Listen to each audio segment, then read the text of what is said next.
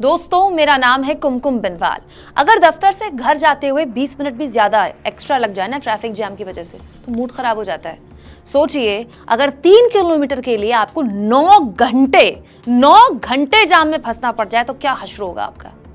दोस्तों, एमपी के बागेश्वर धाम के धीरेन्द्र शास्त्री के बाद यह खबर भी एमपी के ही कुबेश्वर धाम पंडित प्रदीप मिश्रा की है।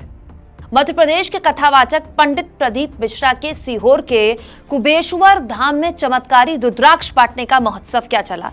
लोगों की इतनी भीड़ उमड़ पड़ी कि 27 किलोमीटर लंबा जाम लग गया। 27 किलोमीटर बाद में भीड़ में भगदड़ मच गई और महाराष्ट्र से आई एक औरत की जान चली गई, जबकि एक बच्चा सहित 7 लोग लापता बताए जा रहे हैं। जब लोगों ने सुना कि धाम में कथावाचक पंडित प्रदीप मिश्रा चमत्कारी रुद्राक्ष बांट रहे हैं, तो लोग मय बच्चे मय सामान बांध आश्रम की ओर चल पड़े और फिर ये सब कुछ हुआ है। और सुनिए दोस्तों, जब कुबेश्वर धाम के कथावाचक पंडित प्रदीप मिश्रा को उनके यहाँ आई एक महिला की मौत की खबर मिली, तो जानते हैं वो क्या बोले? मौत आनी है तो आएगी ही। दोस्तों, इंदौर भोपाल हाईवे पर 9 से 10 घंटे तक जाम रहा है। गाड़ियां रेंग नहीं रही थी, रुकी पड़ी थी। दैनिक भास्कर की इस खबर के मुताबिक दोस्तों 20 किलोमीटर के रास्ते पर 8 घंटे 30,000 गाड़ियां फंसी रही। भीड़ बेकाबू हो गई। यहाँ तक कि 6 लाख लोगों के आने का अनुमान था, 10 लाख लोगों का इंतजाम था, लेकिन पहुंच गए 20 लाख लोग। जी, 20 लाख। खुद मुख्यमंत्री शिवराज सिंह चौहान भी रुद्राक्ष महोत्सव में जाने वाले थे, लेकिन भीड़ और अव्यवस्था इतनी ज्यादा हो गई कि सीएम का दौरा कैंसिल करना पड़ गया। भीड़ में फंसे लोगों ने मीडिया को बताया कि ना खाने का कोई बंदोबस्त था, ना पीने के पानी का कोई बंदोबस्त था, कोई मैनेजमेंट नहीं। यहाँ तक कि टॉयलेट्स भी लॉक कर दिए गए थे। सोचो, लाखों की तादाद में वहां लोग आ रहे हैं, ना पीने को पानी है, कोई इंतजाम नहीं है, शौचालय तक लॉक कर दिए गए। एक ऑटो वाला एक सवारी से जानते हैं कितना पैसे वसूल रहा था? 500 रुपए। ना गाड़ी की पार्किंग की व्यवस्था थी, कुछ भी नहीं। भीड़ इतनी थी कि जो जहां था वहीं फंसा रह गया, भगदड़ मच गई, हालत खराब हो गई। यानी अंधेर नगरी चौपट राजा। जब एक महिला की मौत हुई तो बाद में रुद्राक्ष बांटने का जो प्रोग्राम था वो खत्म किया गया आनन फानन में।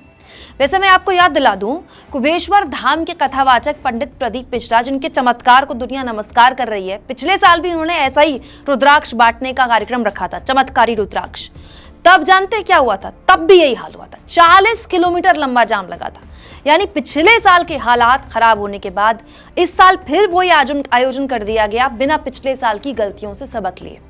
इस घटना को लेकर लोग कलेक्टर को और एसपी को कोस रहे हैं, जो कि जाहिर तौर पर एक तरह से सवालिया निशान खड़ा करता है कि इलाके में इतनी अव्यवस्था कैसे फैल गई, जब इलाके के कलेक्टर और एसपी को पता था कि इतनी भीड़ जुट सकती है। लेकिन दोस्तों, एक सवाल तो हमें खुद से भी पूछना चाहिए ना कि हमें चमत्कार क्यों चाहिए? क्यों कोई आदमी हमारी पर्ची निकाल दे या हमें चमत्कारी रुद्राक्ष दे दे या कोई पानी छिड़क दे हमारे ऊपर और हमें लगता है हमारी परेशानी खत्म हो जाएगी? हो सकता है क्या ऐसा? और ये सवाल दोस्तों केवल हिंदुओं से नहीं है। वो मौलवी जो प्लास्टिक की पिस्तौल से भूत भगाता है, या वो फादर जो भूत भगाने के नाम पर तमाशा करता है, सबके लिए ये बराबर फिट बैठता है। पहले हम लोग ऐसे अंधविश्वासों में फंसते हैं और उसके बाद जब इसके पीड़ित हो जाते हैं तो रोते हैं। बागेश्वर धाम वाले बाबा के दरबार में भी कुछ ऐसे ही हुआ था। एक महिला कुछ दिन पहले वहां गई थी, उसकी तबीयत खराब थी, वो बीमार थी और तबीयत ठीक कराने के लिए वो अस्पताल छोड़कर चली गई आश्रम में। उसके बाद उसकी मौत हो गई। उस महिला को आप बताइए, डॉक्टर की जरूरत थी या किसी कथावाचक की जरूरत थी? दोस्तों, पिछले साल जब इसी तरह के आयोजन में इसी तरह की अव्यवस्था लोगों ने देखी थी, तब भी 27 किलोमीटर लंबा जाम लगा था, तो क्या लोगों ने भी इससे कोई सबक नहीं लिया और फिर इस साल पहुंच गए लाखों की भीड़ वहां लेकर? दोस्तों, क्या वाकई आपको लगता है कि आपकी जिंदगी में जो भी दिक्कत परेशानी है, कोई बीमारी है या मानसिक तौर पर आप किसी चीज से जूझ रहे हैं या घर में कोई कलेश है, तो उसका समाधान हाड़ मास का कोई आदमी आश्रम में बैठकर या बस कुछ ऐसे ही चीज देकर आपको ठीक कर सकता है? आपको लगता है ऐसा? दोस्तों, विश्वास और अंधविश्वास के बीच की जो लकीर होती है ना, बहुत महीन होती है। पहचानिए उसे। ऐसे किसी भी परपंच से खुद को भी बचाइए और अपने अपनों को भी बचाइए। आप इस मुद्दे पर क्या सोचते हैं दोस्तों? कमेंट बॉक्स में जरूर लिखिए। चैनल को ज्वाइन भी कीजिए और सब्सक्राइब भी।